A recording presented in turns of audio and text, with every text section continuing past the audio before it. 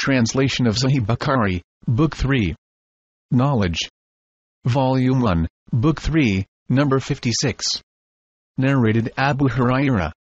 While the Prophet was saying something in a gathering, a Bedouin came and asked him, when would the hour doomsday take place?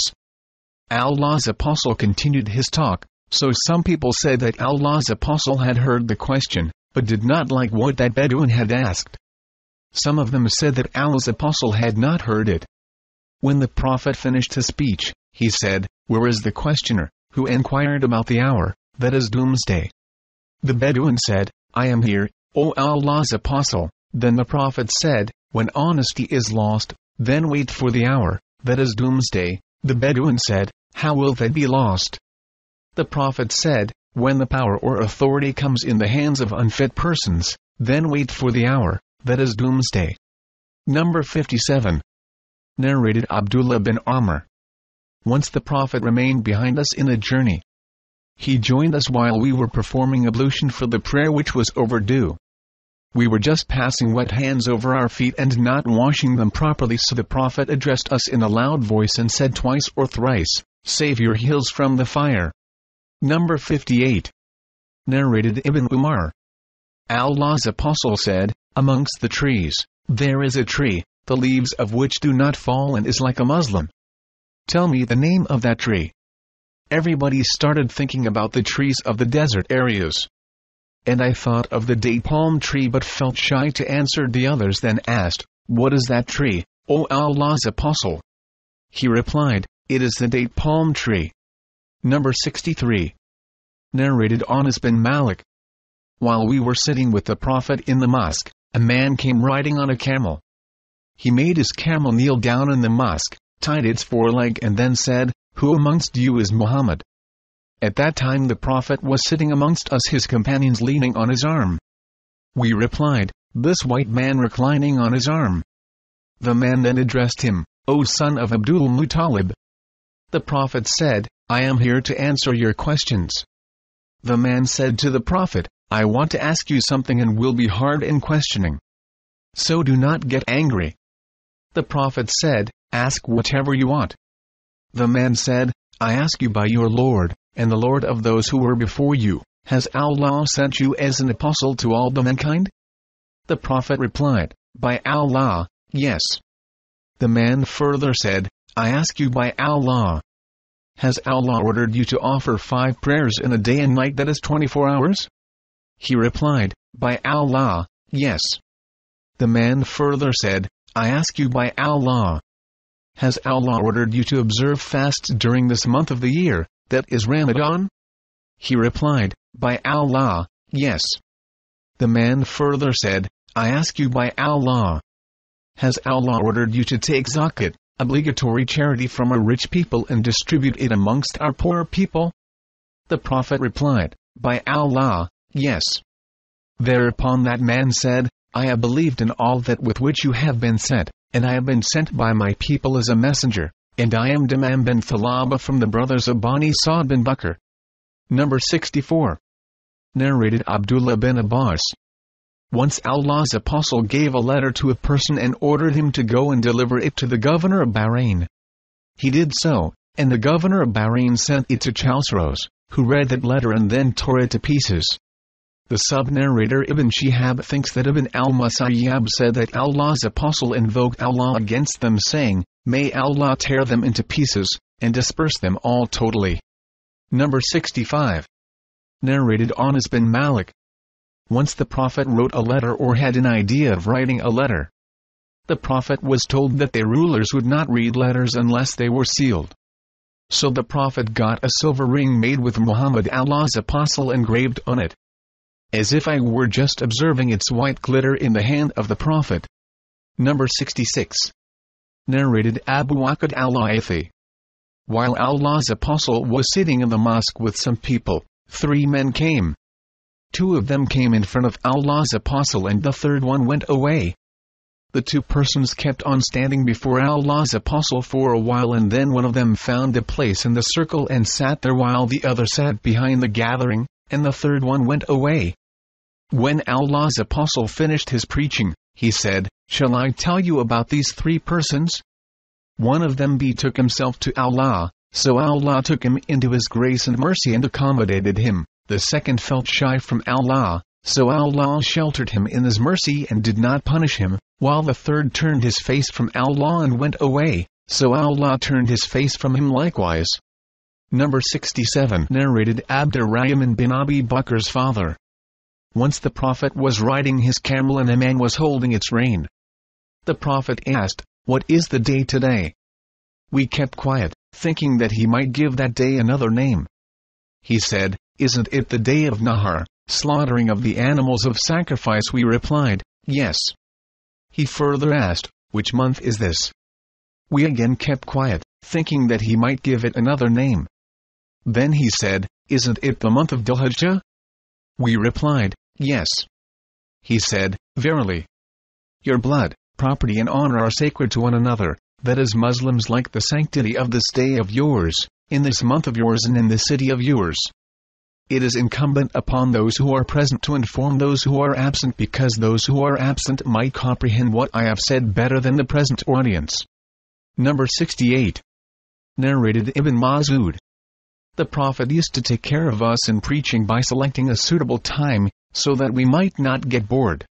He abstained from pestering us with sermons and knowledge all the time. Number 69. Narrated Anas bin Malik. The Prophet said, "Facilitate things to people concerning religious matters, and do not make it hard for them, and give them good tidings and do not make them run away from Islam." Number 70. Narrated Abu Hurairah. Abdullah used to give a religious talk to the people on every Thursday. Once a man said, "O Abu Abdurrahman, by Allah I wish if you could preach us daily." He replied, "The only thing which prevents me from doing so, is that I hate to bore you, and no doubt I take care of you in preaching by selecting a suitable time, just as the Prophet used to do with us, for fear of making us bored." Number 71. Narrated Muawiyah. I heard Allah's Apostle saying, "If Allah wants to do good to a person, He makes him comprehend the religion. I am just a distributor, but the grant is from Allah. And remember that this nation, true Muslims, will keep on following Allah's teachings strictly, and they will not be harmed by anyone going on a different path till Allah's order, Day of Judgment, is established." Number 73. Narrated Abdullah bin Masood. The Prophet said, "Do not wish to be like anyone except in two cases. The first is, a person, whom Allah has given wealth and he spends it righteously. The second is, the one whom Allah has given wisdom, the Holy Quran, and he acts according to it and teaches it to others." Fath al-Bari, page 177. Volume 1. Number 74. Narrated Ibn Abbas. That he differed with her bin Qais bin Azan al-Fazari regarding the companion of the Prophet Moses. Ibn Abbas said that he was Kadri. Meanwhile, Ubay bin Ka'b passed by them, and Ibn Abbas called him, saying, "My friend, her and I have differed regarding Moses' companion whom Moses asked the way to meet. Have you heard the Prophet mentioning something about him?" He said, "Yes. I heard Allah's Apostle saying, while Moses was sitting in the company of some Israelites, a man came and asked him, 'Do you know anyone who is more learned than you?' Moses replied, 'No.' So Allah sent the divine inspiration to Moses, 'Yes, our slave Kadri is more learned than you.' Moses asked Allah how to meet him Kadri, so Allah made the fish as a sign for him, and he was told that when the fish was lost, he should return to the place where he had lost it, and there he would meet him al-Kadri. So Moses went on looking for the sign of the fish in the sea. The servant boy of Moses said to him, 'Do you remember when we betook ourselves to the rock? I indeed forgot the fish, none but Satan made me forget to remember it.' On that Moses said, 'That is what we have been seeking.'" Quran 18 verse 64. So they went back retracing their footsteps, and found Kadri. And what happened further to them is narrated in the Holy Quran by Allah. Quran 18 verse 54 up to Quran 18 verse 82. Number 75. Narrated Ibn Abbas. Once the Prophet embraced me and said, "O Allah, bestow on him the knowledge of the book, Quran." Number 76. Narrated Ibn Abbas. Once I came riding a Shias and had just attained the age of puberty. Allah's apostle was offering the prayer at Mina. There was no wall in front of him, and I passed in front of some of the row while they were offering their prayers. There I let the Shias loose to graze and entered the row, and nobody objected to it. Number 77. Narrated Muhammad bin Rabia. When I was a boy of 5, I remember, the Prophet took water from a bucket used for getting water out of a well with his mouth and threw it on my face. Number 79. Narrated Abu Musa. The Prophet said, "The example of guidance and knowledge with which Allah has sent me is like abundant rain falling on the earth, some of which was fertile soil that absorbed rainwater and brought forth vegetation and grass in abundance, and another portion of it was hard and held the rainwater, and Allah benefited the people with it, and they utilized it for drinking, making their animals drink from it, and for irrigation of the land for cultivation. And a portion of it was barren, which could neither hold the water nor bring forth vegetation, then that land gave no benefits." The first is the example of the person who comprehends Allah's religion and gets benefit from the knowledge which Allah has revealed through me, the prophets, and learns and then teaches others. The last example is that of a person who does not care for it and does not take Allah's guidance revealed through me. He is like that barren land. Number 80. Narrated Anas. Allah's apostle said, "From among the portents of the hour are the following: 1. Religious knowledge will be taken away by the death of religious learned men. 2. Religious ignorance will prevail. 3.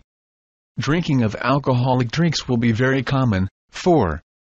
There will be prevalence of open illegal sexual intercourse." Number 81. Narrated Anas. I will narrate to you a hadith, and none other than I will tell you about after it. I heard Allah's apostle saying, "From among the portents of the hour are the following: 1. Religious knowledge will decrease, by the death of religious learned men. 2. Religious ignorance will prevail. 3. There will be prevalence of open illegal sexual intercourse. 4. Women will increase in number and men will decrease in number, so much so that 50 women will be looked after by one man." Number 82. Narrated Ibn Umar. Allah's apostle said, "While I was sleeping, I saw that a cup full of milk was brought to me, and I drank my fill till I noticed the milk, its wetness coming out of my nails. Then I gave the remaining milk to Umar ibn al-Khattab." The companions of the Prophet asked, "What have you interpreted about this dream, O Allah's apostle?" He replied, "It is religious knowledge." Number 83. Narrated Abdullah bin Amr bin al-As. Allah's apostle stopped for a while near the Jamar at Mina during his last Hajj for the people, and they were asking him questions. A man came and said, "I forgot and got my head shaved before slaughtering the hadi, sacrificing animal." The Prophet said, "There is no harm, go and do the slaughtering now." Then another person came and said, "I forgot and slaughtered the camel before Rami, throwing of the pebbles at the Jamra." The Prophet said, "Do the Rami now and there is no harm." The narrator added, "So on that day, when the Prophet was asked about anything as regards the ceremonies of Hajj performed before or after its due time, his reply was, 'Do it now and there is no harm.'" Number 84. Narrated Ibn Abbas. Somebody said to the Prophet during his last Hajj, "I did the slaughtering before doing the Rami." The Prophet beckoned with his hand and said, "There is no harm in that." Then another person said, "I got my head shaved before offering the sacrifice." The Prophet beckoned with his hand saying, "There is no harm in that." Number 85. Narrated Abu Hurairah. The Prophet said, "Religious knowledge will be taken away by the death of religious scholars. Ignorance in religion and afflictions will appear, and harja will increase." It was asked, "What is harja, O Allah's apostle?" He replied by beckoning with his hand indicating killing. Fath al-Bari, page 192, Volume 1. Number 86. Narrated Asma. I came to Aisha while she was praying, and said to her, "What has happened to the people?" She pointed out towards the sky. I looked towards the mosque, and saw the people offering the prayer. Aisha said, "Subhanallah." I said to her, "Is there a sign?" She nodded with her head, meaning, yes. I, too, then stood for the prayer of eclipse till I became nearly unconscious, and later on I poured water on my head. After the prayer, the Prophet praised and glorified Allah and then said, "Just now at this place I have seen what I have never seen before, including paradise and hell. No doubt it has been inspired to me that you will be put to trials in your graves, and these trials will be like the trials of Masih ad-Dajjal or nearly like it." The sub-narrator is not sure which expression Esma used. You will be asked, "What do you know about this man, the Prophet Muhammad?" Then the faithful believer or Esma said a similar word will reply, "He is Muhammad, Allah's apostle, who had come to us with clear evidences and guidance, and so we accepted his teachings and followed him. And he is Muhammad." And he will repeat it thrice. Then the angels will say to him, "Sleep in peace, as we have come to know that you are a faithful believer." On the other hand, a hypocrite or a doubtful person will reply, "I do not know, but I heard the people saying something and so I said it." The same. Number 87. Narrated Abu Hurairah. I was an interpreter between the people and Ibn Abbas. Once Ibn Abbas said that a delegation of the tribe of Abdul Qais came to the Prophet, who asked them, "Who are the people, that is you? Or who are the delegates?" They replied, "We are from the tribe of Rabia." Then the Prophet said to them, "Welcome, O people," or said, "O delegation of Abdul Qais, neither will you have disgrace nor will you regret." They said, "We have come to you from a distant place, and there is the tribe of the infidels of Mudar intervening between you and us, and we cannot come to you except in the sacred month. So please order us to do something good religious deeds, and that we may also inform our people whom we have left behind at home, and that we may enter paradise by acting on them." The Prophet ordered them to do 4 things, and forbade them from 4 things. He ordered them to believe in Allah alone, the Honorable, the Majestic, and said to them, "Do you know what is meant by believing in Allah alone?" They replied, "Allah and His Apostle know better." Thereupon the Prophet said, "That means to testify that none has the right to be worshipped but Allah, and that Muhammad is His Apostle, to offer prayers perfectly, to pay zakat, to observe fasts during the month of Ramadan, and to pay al-Khamis, 1/5 of the booty to be given in Allah's cause." Then he forbade them 4 things, namely ad-duba, handsome, mazafat, and an-nakir or mukayyir. These were the names of pots in which alcoholic drinks used to be prepared. The Prophet further said, "Memorize them, these instructions, and tell them to the people whom you have left behind." Number 88. Narrated Abdullah bin Abi Mulaika. Uqba bin al-Harith said that he had married the daughter of Abi bin Aziz. Later on a woman came to him and said, "I have suckled nursed Uqba and the woman whom he married his wife at my breast." Uqba said to her, "Neither I knew that you have suckled nursed me, nor did you tell me." Then he rode over to see Allah's Apostle at Medina, and asked him about it. Allah's Apostle said, "How can you keep her as a wife when it has been said that she is your foster sister?" Then Uqba divorced her, and she married another man. Number 89. Narrated Umar. My Ansari neighbor from Bani Umayyah bin Zayd, who used to live at Awali al-Madinah and used to visit the Prophet by turns. He used to go one day and I another day. When I went, I used to bring the news of that day regarding the divine inspiration and other things, and when he went, he used to do the same for me. Once my Ansari friend, in his turn on returning from the Prophet, knocked violently at my door and asked if I was there. I became horrified and came out to him. He said, "Today a great thing has happened." I then went to Hafsa and saw her weeping. I asked her, "Did Allah's Apostle divorce you all?" She replied, "I do not know." Then, I entered upon the Prophet and said while standing, "Have you divorced your wives?" The Prophet replied in the negative. On what I said, "Allahu Akbar, that is, Allah is greater." See Hadith number 119, Volume 3 for details. Number 90. Narrated Abu Masood al-Ansari. Once a man said to Allah's Apostle, "O Allah's Apostle, I may not attend the compulsory congregational prayer because so-and-so the Imam prolongs the prayer when he leads us for it." The narrator added, "I never saw the Prophet more furious in giving advice than he was on that day." The Prophet said, "O people, some of you make others dislike good deeds, the prayers, So whoever leads the people in prayer should shorten it, because among them there are the sick, the weak and the needy, having some jobs to do. Number 91. Narrated Zayd bin Khalid al-Juhani. A man asked the Prophet about the picking up of a luqata, fallen lost thing. The Prophet replied, "Recognize and remember its tying material and its container, and make public announcement about it for 1 year, then utilize it but give it to its owner if he comes." Then the person asked about the lost camel. On that, the Prophet got angry and his cheeks or his face became red, and he said, "You have no concern with it, as it has its water container, and its feet, and it will reach water, and eat the leaves of trees till its owner finds it." The man then asked about the lost sheep. The Prophet replied, "It is either for you, for your brother another person, or for the wolf." Number 92. Narrated Abu Musa. The Prophet was asked about things which he did not like, but when the questioners insisted, the Prophet got angry. He then said to the people, "Ask me anything you like." A man asked, "Who is my father?" The Prophet replied, "Your father is Hudhafa." Then another man got up and said, "Who is my father, O Allah's Apostle?" He replied, "Your father is Salim, Mawla, the freed slave of Shaiba." So when Umar saw that the anger on the face of the Prophet, he said, "O Allah's Apostle, we repent to Allah our offending you." Number 94.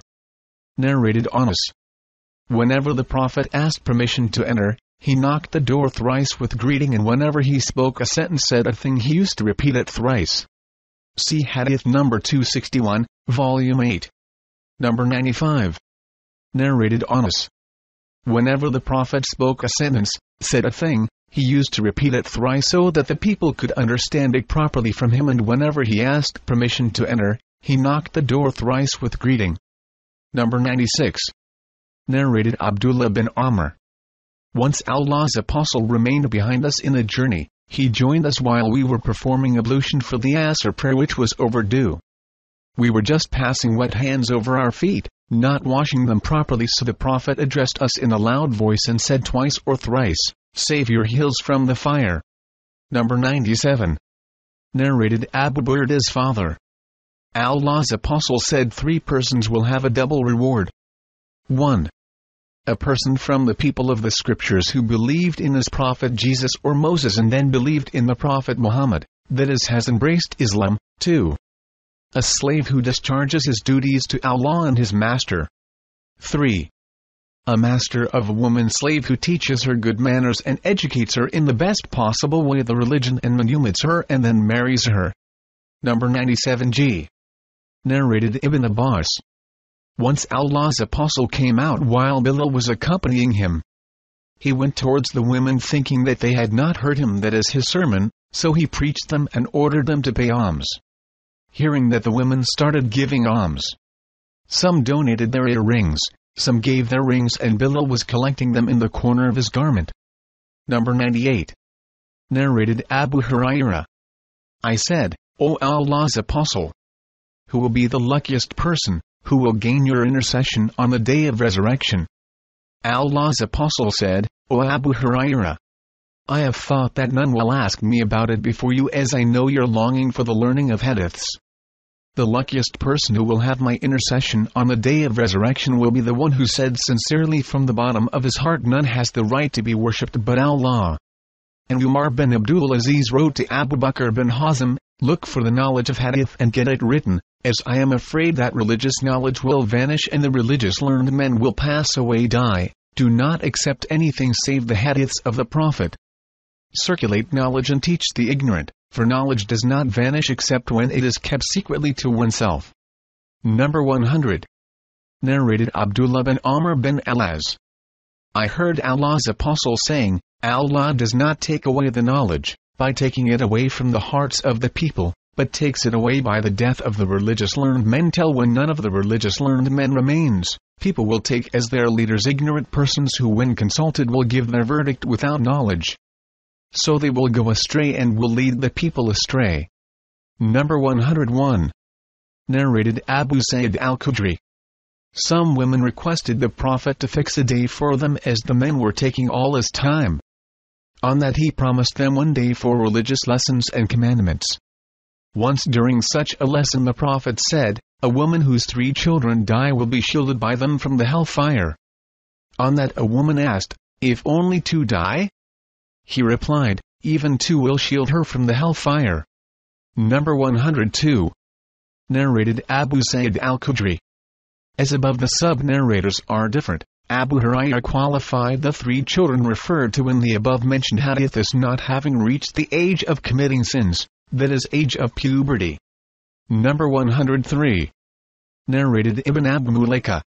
Whenever Aisha, the wife of the Prophet, heard anything which she did not understand, she used to ask again till she understood it completely. Aisha said, once the Prophet said, "Whoever will be called to account about his deeds on the day of resurrection will surely be punished." I said, "Doesn't Allah say, he surely will receive an easy reckoning?" Quran 84 verse 8. The Prophet replied, "This means only the presentation of the accounts, but whoever will be argued about his account, will certainly be ruined." Number 104. Narrated Sa'id. Abu Hurairah said, when Amr bin Said was sending the troops to Mecca to fight Abdullah bin Zubair, I said to him, "O chief, allow me to tell you what the Prophet said on the day following the conquests of Mecca." My ears heard and my heart comprehended, and I saw him with my own eyes. When he said it, he glorified and praised Allah and then said, "Allah and not the people has made Mecca a sanctuary.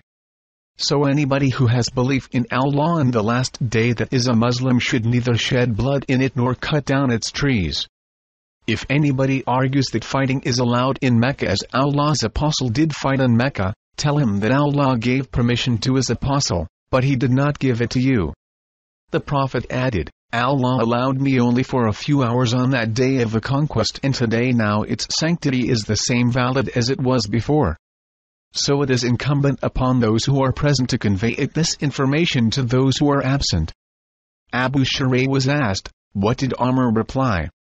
He said, Amr said, "O Abu Hurairah, I know better than you in this respect. Mecca does not give protection to one who disobeys Allah or runs after committing murder or theft and takes refuge in Mecca." Number 105. Narrated Abu Bakr. The Prophet said, "No doubt your blood, property." The sub-narrator Muhammad thought that Abu Bakr had also mentioned, "In your honor, chastity, are sacred to one another, as is the sanctity of this day of yours in this month of yours." It is incumbent on those who are present to inform those who are absent. Muhammad, the sub-narrator, used to say, "Allah's apostle told the truth." The Prophet repeated twice, "No doubt. Haven't I conveyed Allah's message to you?" Number 106. Narrated Ali. The Prophet said, "Do not tell a lie against me, for whoever tells a lie against me intentionally, then he will surely enter the hellfire." Number 107. Narrated Abdullah bin Zubair. I said to my father, "I do not hear from you any narration that is hadith of Allah's apostle as I hear his narrations from so-and-so?" Zubair replied, "El was always with him, the Prophet, and I heard him saying, 'Whoever tells a lie against me intentionally, then surely let him occupy his seat in hellfire.'" Number 108. Narrated Anas. The fact which stops me from narrating a great number of hadiths to you is that the Prophet said, "Whoever tells a lie against me intentionally, then surely let him occupy his seat in hellfire." Number 109. Narrated Salama. I heard the Prophet saying, "Whoever intentionally ascribes to me what I have not said, then surely let him occupy his seat in hellfire." Number 110. Narrated Abu Hurairah. The Prophet said, "Name yourselves with my name, use my name, but do not name yourselves with my kunya name, that is Abu al-Qasim, and whoever sees me in a dream, then surely he has seen me, for Satan cannot impersonate me. And whoever tells a lie against me intentionally, then surely let him occupy his seat in hellfire." Number 111. Narrated Ash-Shabi. Abu Hurairah said, "I asked Ali, 'Have you got any book which has been revealed to the Prophet apart from the Quran?' Ali replied, 'No, except Allah's book, or the power of understanding which has been bestowed by Allah upon a Muslim, or what is written in the sheet of paper with me.' Abu Hurairah said, I asked, 'What is written in the sheet of paper?' Ali replied, 'It deals with the diya, that is compensation blood money paid by the killer to the relatives of the victim, the ransom for the releasing of the captives from the hands of the enemies, and the law that no Muslim should be killed in qisas, equality and punishment for the killing of a disbeliever. Number 112. Narrated Abu Hurairah. In the year of the conquest of Mecca, the tribe of Khuzayah killed a man from the tribe of Bani Layth in revenge for a killed person belonging to them. They informed the Prophet about it. So he rode his rahila, she-camel for riding, and addressed the people saying, Allah held back the killing from Mecca. The sub-narrator is in doubt whether the Prophet said elephant or killing, as the Arabic words standing for these words have great similarity in shape, but Allah let his apostle and the believers overpower the infidels of Mecca. Beware! Mecca is a sanctuary verily. Fighting in Mecca was not permitted for anyone before me, nor will it be permitted for anyone after me. It war, and it was made legal for me for a few hours or so on that day. No doubt it is at this moment a sanctuary. It is not allowed to uproot its thorny shrubs or to uproot its trees or to pick up its licata, fallen things, except by a person who will look for its owner, announce it publicly, and if somebody is killed, then his closest relative has the right to choose one of the two. The blood money, diya or retaliation having the killer killed. In the meantime a man from Yemen came and said, O Allah's apostle, get that written for me. The Prophet ordered his companions to write that for him. Then a man from Quraysh said, accept al-Qur, a type of grass that has good smell, O Allah's apostle, as we use it in our houses and graves. The Prophet said, accept al-Qur, that is, al-Qur is allowed to be plucked. Number 113. Narrated Abu Hurairah. There is none among the companions of the Prophet who has narrated more hadiths than I, except Abdullah bin Amr bin Alas, who used to write them, and I never did the same. Number 114. Narrated Obaidullah bin Abdullah. Ibn Abbas said, when the ailment of the Prophet became worse, he said, bring for me writing paper and I will write for you a statement after which you will not go astray. But Umar said, the Prophet is seriously ill, and we have got Allah's book with us, and that is sufficient for us. But the companions of the Prophet differed about this, and there was a hue and cry.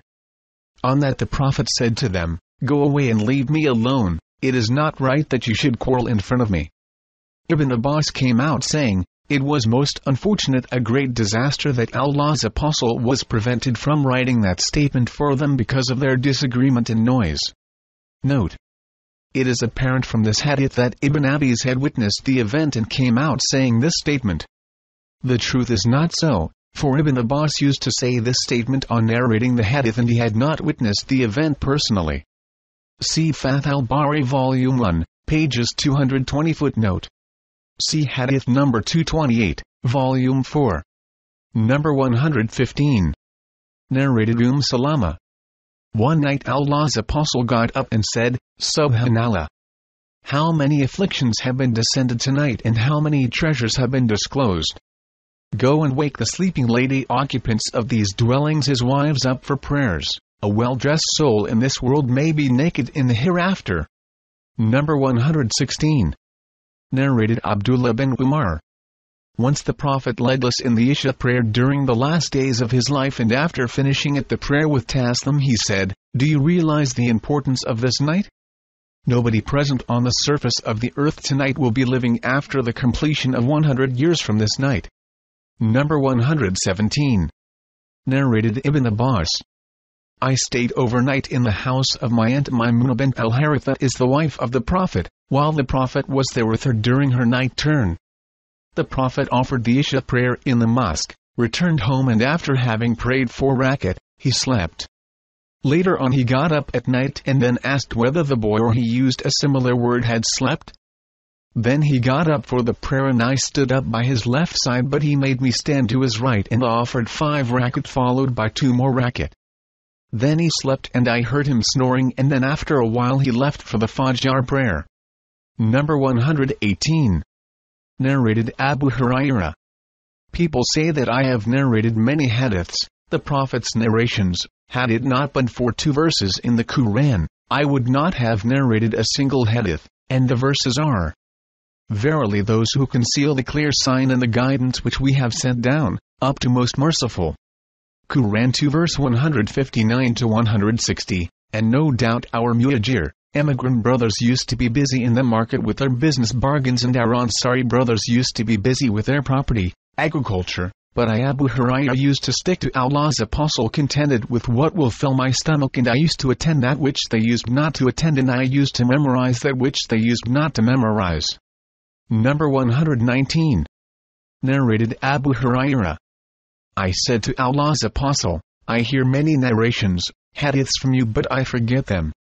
Allah's apostle said, spread your rida, garment. I did accordingly, and then he moved his hands as if filling them with something and emptied them in my rida, and then said, take and wrap the sheet over your body.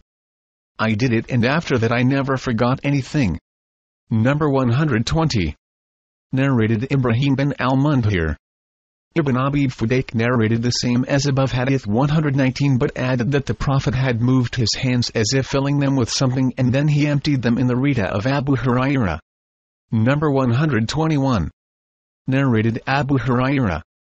I have memorized 2 kinds of knowledge from Allah's apostle. I have propagated one of them to you, and if I propagated the second, then my pharynx, throat would be cut, that is killed.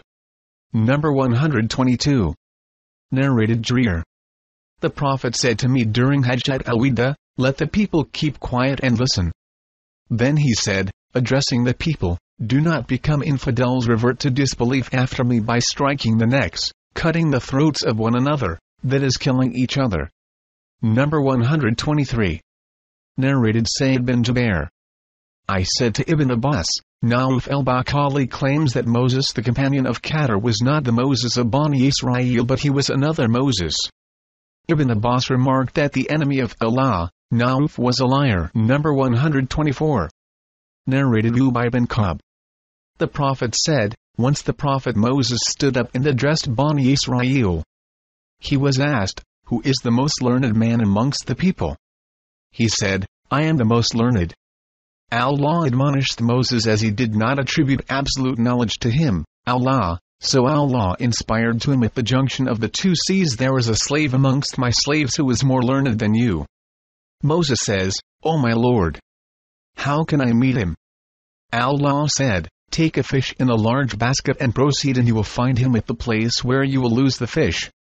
So Moses set out along with his servant boy, Yusha ben Nun, and carried a fish in a large basket till they reached a rock, where they laid their heads, that is, lay down and slept. The fish came out of the basket and it took its way into the sea as in a tunnel. So it was an amazing thing for both Moses and his servant boy. They proceeded for the rest of that night and the following day. When the day broke, Moses said to his servant boy, bring us our early meal. No doubt, we have suffered much fatigue in this journey. Moses did not get tired till he passed the place about which he was told.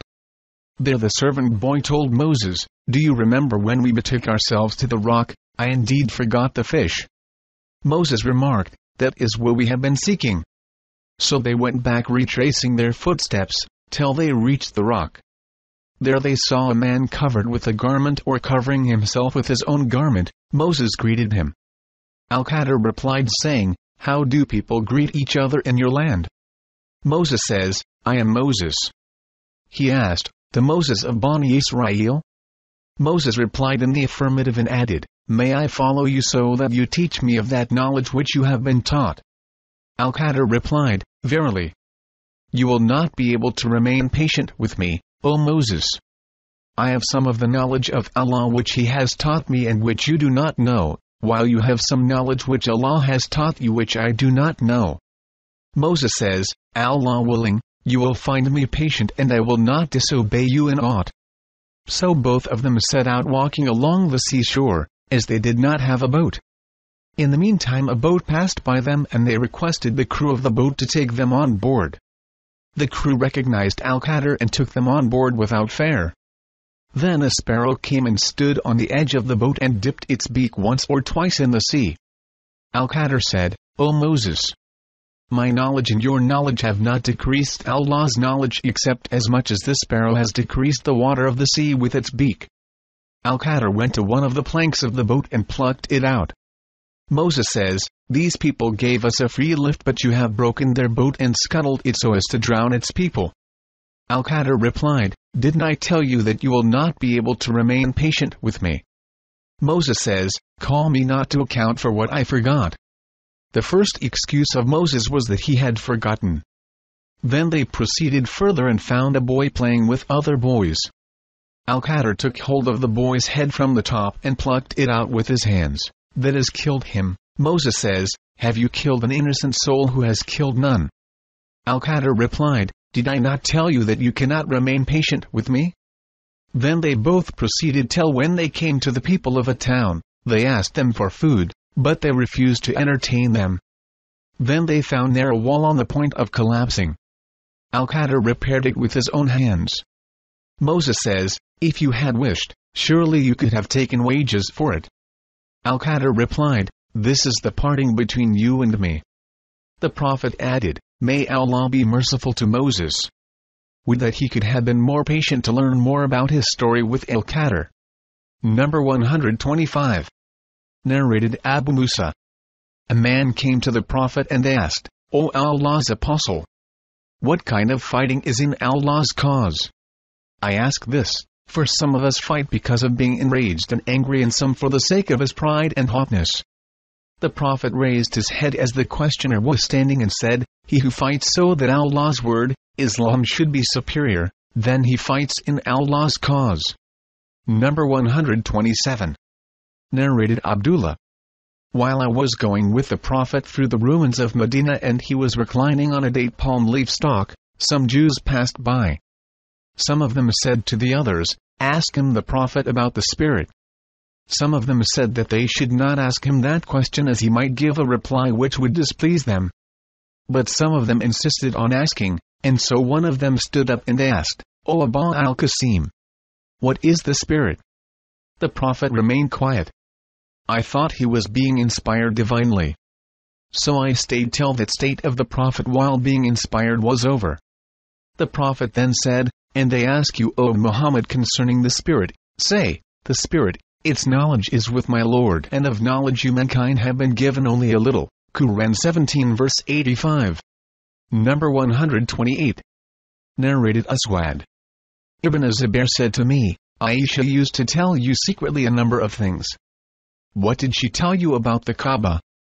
I replied, "She told me that once the Prophet said, 'O Aisha, had not your people been still close to the pre-Islamic period of ignorance, that is infidelity, I would have dismantled the Kaaba and would have made 2 doors in it, one for entrance and the other for exit.'"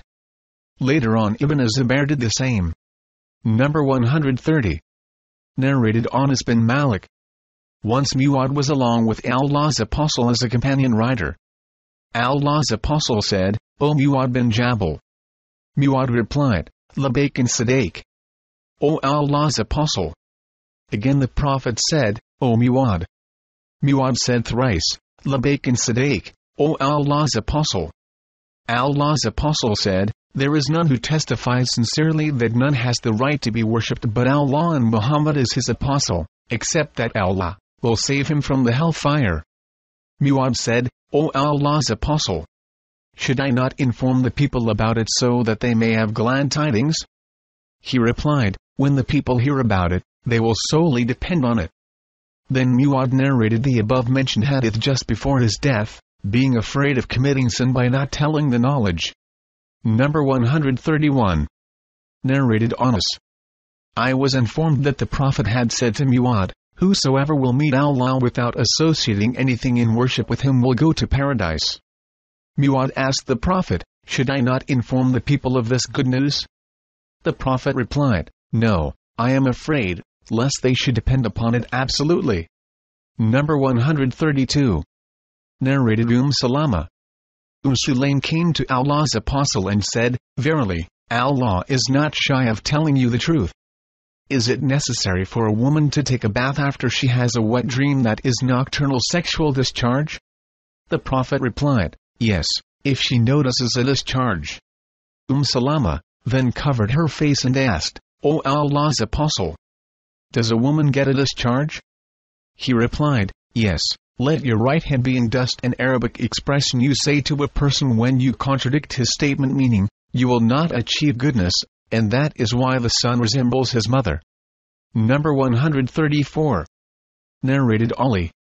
I used to get the emotional urethral discharge frequently, so I requested Al-Miqdad to ask the Prophet about it.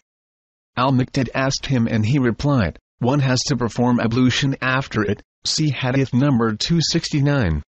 Number 135. Narrated Nafi. Abdullah bin Umar said, a man got up in the mosque and said, O Allah's Apostle, at which place you order us that we should assume the ihram? Allah's Apostle replied, the residents of Medina should assure the ihram from Dhul Hulayfa, the people of Syria from Al-Jufa, and the people of Najd from Korn. Ibn Umar further said, the people consider that Allah's Apostle had also said, the residents of Yemen should assume ihram from Yalam Lam. Ibn Umar used to say, I do not remember whether Allah's Apostle had said the last statement or not. Number 136. Narrated Ibn Umar. A man asked the Prophet, what kinds of clothes should a muhrim, a Muslim intending to perform Umrah or Hajj, wear? He replied, he should not wear a shirt, a turban, trousers, a head cloak or garment scented with saffron or wars, kinds of perfumes, and if he hasn't slippers, then he can use kufs, that is leather socks, but the socks should be cut short so as to make the ankles bare. See Hadith number 615, Volume 2,